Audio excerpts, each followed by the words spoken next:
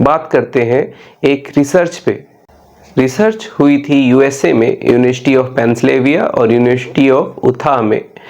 और इस रिसर्च में ये देखा गया कि विवाह से पूर्व अगर कोई लिव इन रिलेशनशिप में रहता है तो उसका डाइवोर्स पे क्या असर आएगा।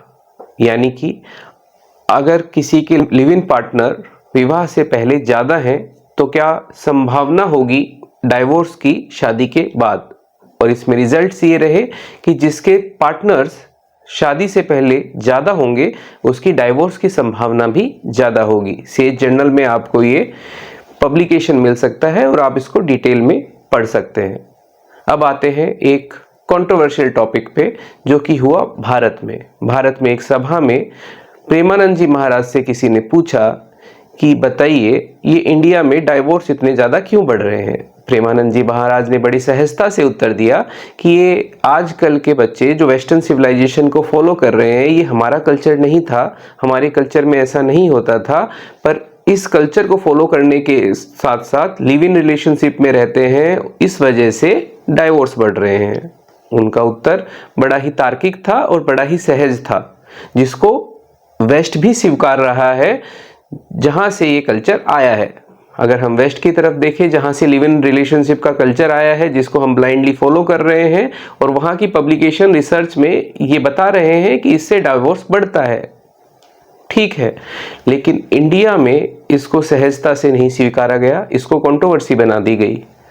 एक पूरा तंत्र प्रेमानंद जी महाराज के खिलाफ लग गया ये बताने में कि उन्होंने पता नहीं कितनी गलत बात कर दी और पता नहीं कैसी बात कर दी। बॉलीवुड से एक अभिनेत्री ने तो यहाँ तक कह दिया, पता नहीं वो अभिनेत्री है पता नहीं क्या है, कि अगर ये कैसी बात की है, कौन होता है मेरे को बताने वाला, पता नहीं कितने शब्द बोले, मेरे सामने होते तो मैं ये करती वो करती। अरे आप इंडिया में ऐसी तालिबानी सोच लाना चाहते हैं कि अगर कोई अपनी बात भी बोल रहा है जबकि वो बात सही है तो भी आप वो सुनने की शक्ति आप में नहीं है, आप गुस्से में कुछ भी बोल रहे हो। आपने कैमरा ऑन किया और कुछ भी बोल दिया। हालांकि बाद में उनको माफ़ी मांगनी पड़ गई और उन्होंने कई बहाने बनाए कि नहीं मैंने प्रेमानंद जी के बारे में नहीं बोला था। डेट में अगर कोई भारतीयता के बारे में बोल दे, कोई सनातन के बारे में कुछ खड़ा हो जाए पक्ष लेके, तो पूरा एक तंत्र उसके पीछे आ जाता है, तरह तरह के कमेंट होने लगते हैं और ये साबित करने में लग जाते हैं कि ये जो आप कह रहे हो, ये आप जो बाबाओं के भक्त बने हुए हो, पाखंडी हो, तुम लोग अंधभक्त हो, तुमको कुछ नहीं पता, विज्ञान ये नहीं कहता, तर्क ये नहीं कहता है।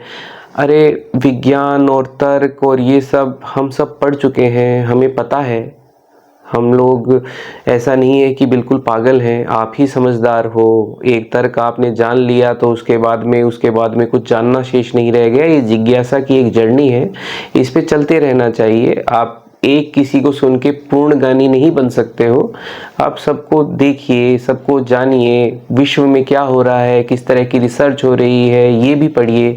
हर चीज़ को पढ़ने जानने के बाद ही आप किसी निष्कर्ष पे पहुंचिए। और फिर भी अगर आपको नहीं माननी है तो मान लीजिए कि वो आपके लिए नहीं कही गई है, वो किसी एक वर्ग के लिए कही गई है जो उसको मान लेगा। उसमें आपको रोष प्रकट करने की कोई आवश्यकता नहीं है, कोई ज़रूरत नहीं है। आप अपने आप को उससे अलग रखिए, जो भी बात वो बोल रहे हैं उसको अनसुनी कर दीजिए, पर गलत तरीके से बयानबाजी मत करिए। अगर आपको हमारा वीडियो पसंद आया होगा तो अपनी राय जरूर दीजिएगा, लाइक शेयर और सब्सक्राइब जरूर करिएगा।